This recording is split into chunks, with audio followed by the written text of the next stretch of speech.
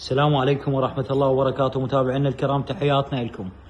مثل ما معودينكم على موديلاتنا الجديدة والحصرية جهز، وتوفر عندنا هذا الموديل غرفة 6 باب، طابق واحد ضمن وجبة الأصباغ البويه وضمن وجبة الدرجة الاقتصادية. توفرت عندنا بهذا الشكل.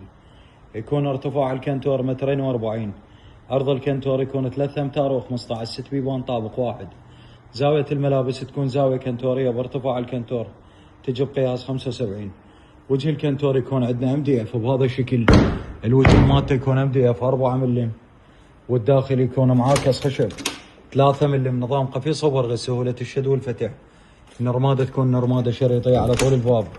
والتقطيع الداخلي للكنتور، الباب الطرف تحتوي على بورة علاق الباب الوسط، تكون رف كبير على طول البابتين خانتين.